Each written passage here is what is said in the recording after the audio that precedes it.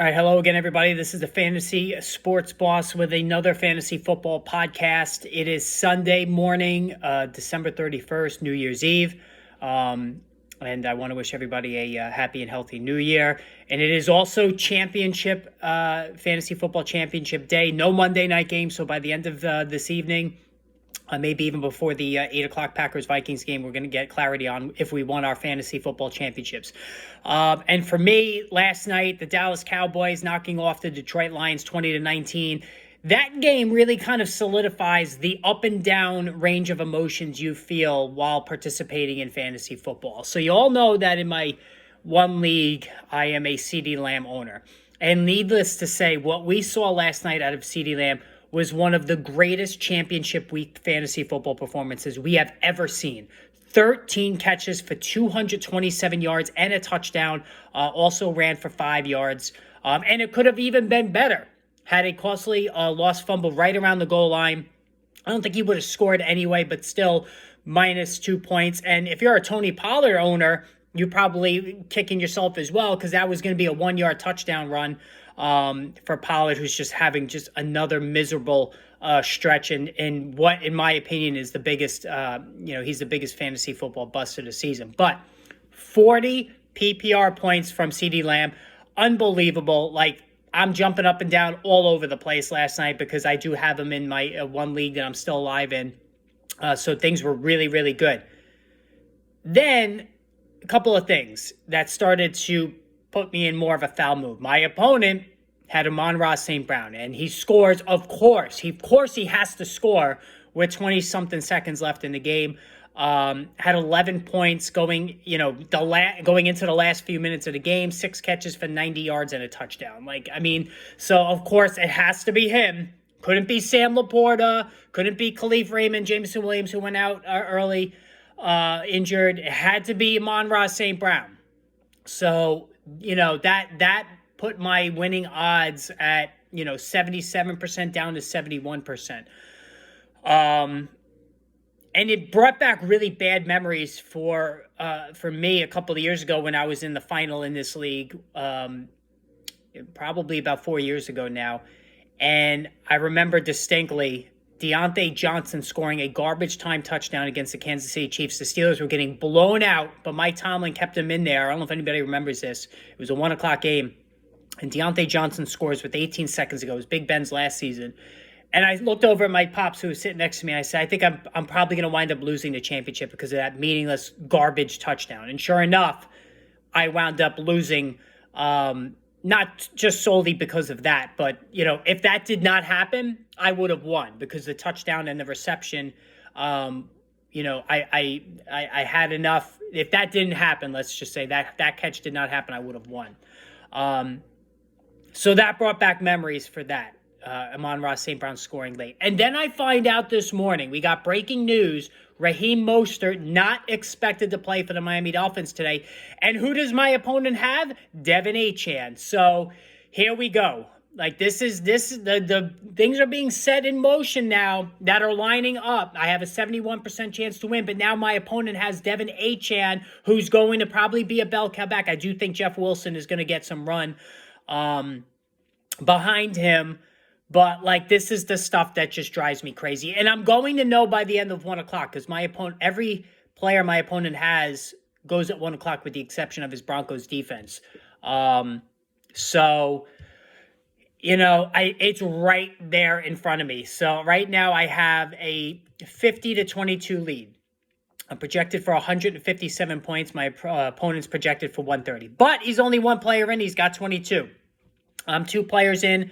I got 40 from Lamb and 10 from Garrett Wilson. So this Ravens-Dolphins game, I'm not even going to be able to watch it.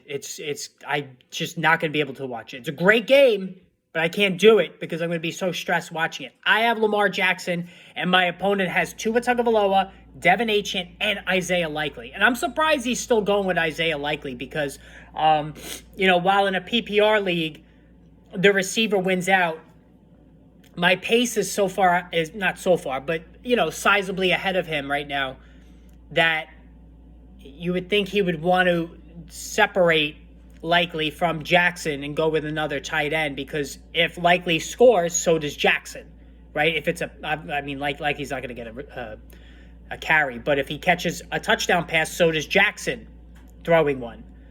So it's I'm surprised he's still doing that, and I'm surprised he's not playing Jordan Love either. That's his backup quarterback.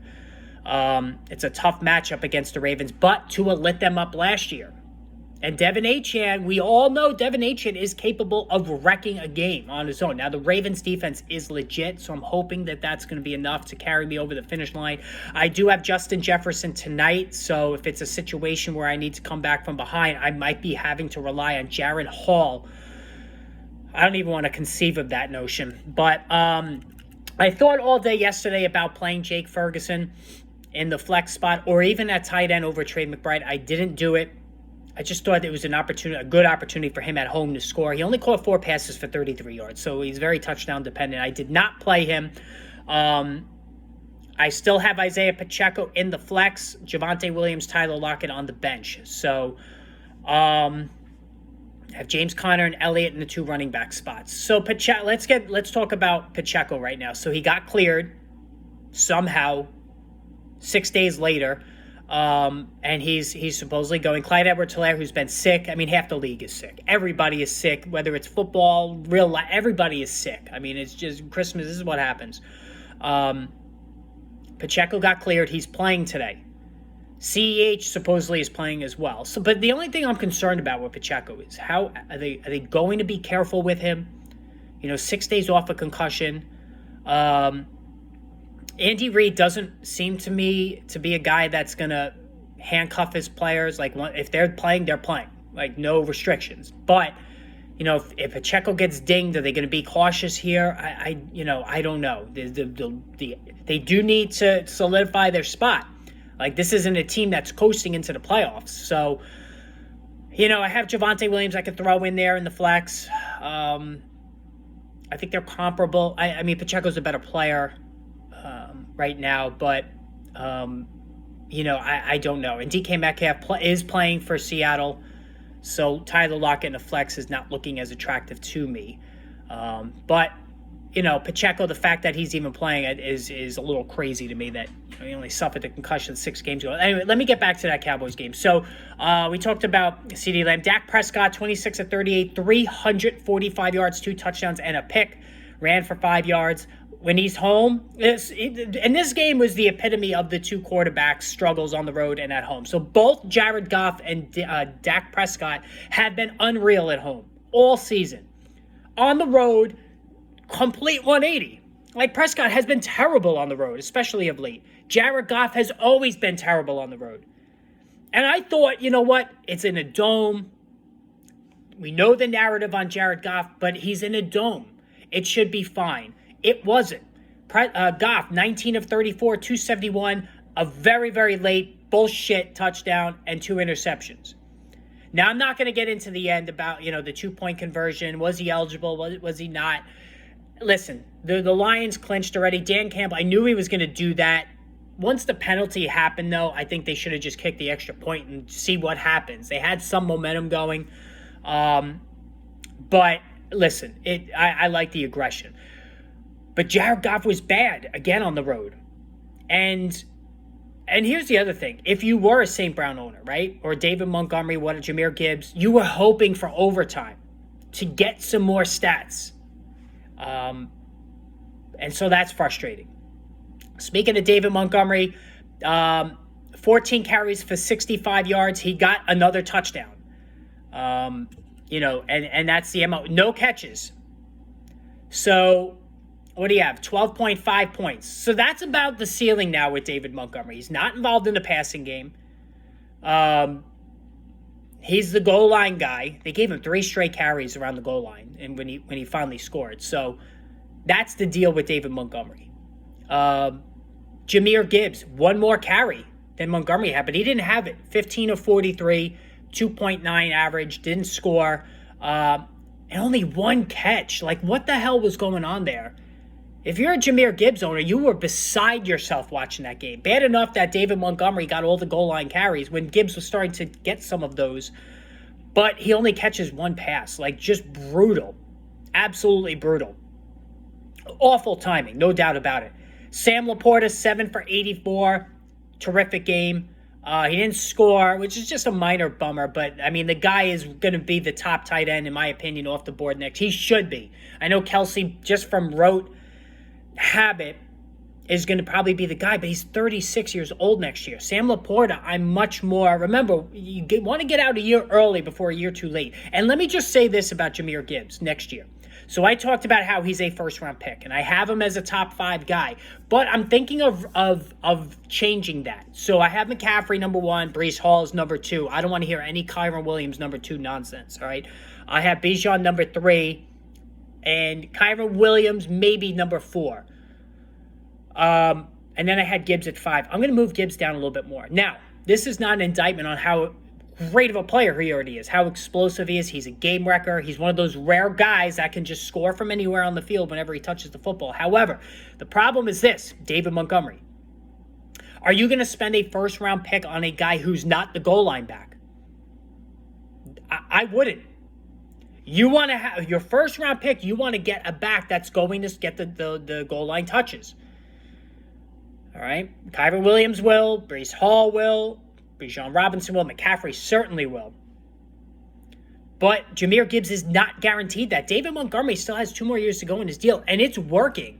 He's got double-digit touchdowns on the ground. It has worked for the Lions. They're going to the playoffs using this system, splitting carries. So you're going to spend a first-round pick on Jahmyr Gibbs when he doesn't even get guaranteed goal line touches. I wouldn't do that. I would not do that. I told you guys, the only back that I would consider now next year to draft, I don't want McCaffrey, and we're not going to do this argument again. I gave you guys the deal. He's 28 next year. Austin Eckler was 28 this year. Look how quickly he fell off. And McCaffrey like 2022. It happens that suddenly. Breece Hall is extremely tempting. Breece Hall is the closest thing to Christian McCaffrey that we have in fantasy football. He is unbelievable. 73 catches on an awful offense. Just imagine what he's going to do next year with Aaron Rodgers and Jacoby Brissett as the backup.